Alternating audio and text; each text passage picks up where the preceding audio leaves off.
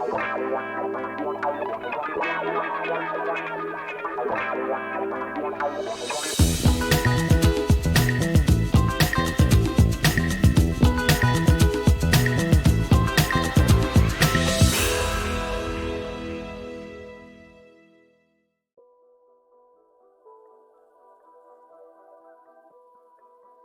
there, beautiful people.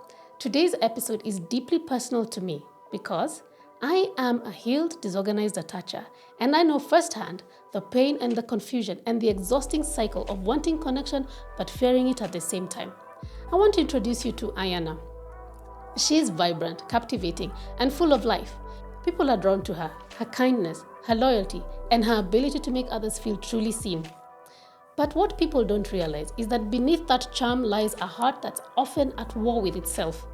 If you ever struggled or felt torn between craving connection and fearing it, or if you've struggled with emotional highs and lows that leave you drained, this story is for you. Let's explore Ayana's journey.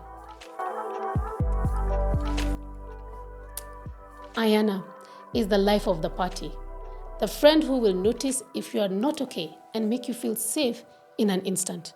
Her ability to attune to others is extraordinary. But after every gathering, Ayana returns home emotionally, physically, and mentally exhausted. She has spent all her energy tuning into others and making sure everyone is comfortable and cared for, leaving nothing for herself.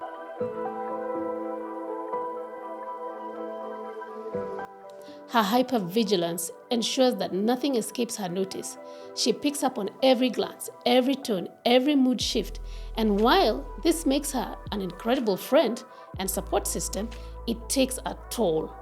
After these emotional marathons, Ayana disappears for days at a time to recover, shutting out the world so that she can recharge.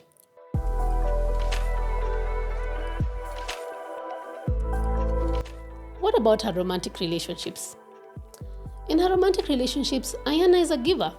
Whenever she meets someone new, she pours out her heart into making the relationship work. She's attentive, giving, and asks for nothing in return. But deep down, she's plagued by a constant fear. What if he sees my flaws? What if I'm not enough? What if he leaves?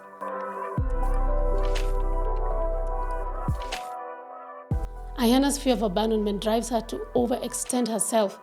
She tries to prove her worth by giving everything she can, but over time, the imbalance becomes unbearable.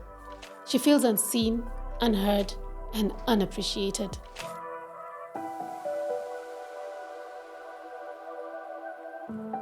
And then comes the breaking point. All that pent-up frustration erupts in a storm of harsh words and criticisms. Her partner is left confused and shocked, wondering, where's all this coming from? She was never like this. After the blow-up, Ayana is consumed by shame and guilt. She shuts down completely, suppressing her emotions as though they don't exist. The next day, she acts as if nothing happened, moving on without addressing the conflict. But the cycle repeats whenever she feels she's about to lose someone she cares about. When Ayana reaches her emotional breaking point, she often decides it's easier to be alone. She tells herself, relationships don't work for me, and retreats into a life of hyper-independence. In this phase, Ayana's behavior can resemble that of the dismissive avoidant. She becomes mysterious and aloof, shutting people out entirely and focusing solely on herself. It's safer this way. No one can hurt her if she doesn't let them in. But this isn't who Ayana truly is. The cycle of disorganized attachment pulls her between extremes, craving connection and pushing it away at the same time, giving everything and then withdrawing completely. It's a painful, exhausting pendulum that leaves her feeling isolated and misunderstood. So what's really going on with Ayana? Her behavior is a classic example of disorganized attachment.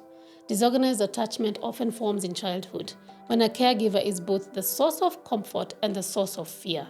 This could happen in situations of trauma, neglect, or inconsistent caregiving. For a child, this creates a deep internal conflict. I need you to feel safe, but I'm also afraid of you.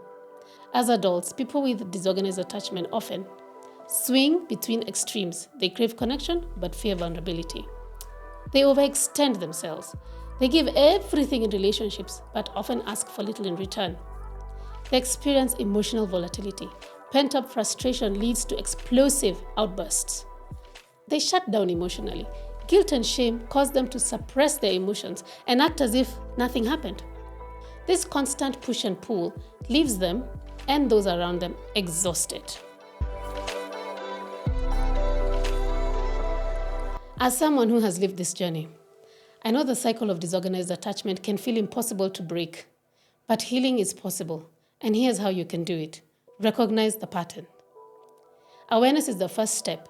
If you notice yourself swinging between extremes, pause and reflect.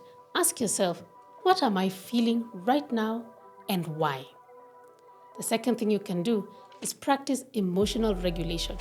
Instead of suppressing or exploding, find healthy outlets for your emotions. Journaling, mindfulness, or simply taking a moment to breathe can help. Number 3, seek therapy. This certainly helped me a lot. Working with a therapist is life-changing. They can help you unpack the trauma and fear driving your attachment style and give you tools to create a healthier pattern or healthier patterns. 4, set boundaries. This is one thing disorganized attachers really struggle with. It's okay to give, but not at the cost of your own well-being. Learn to say no when you need to recharge.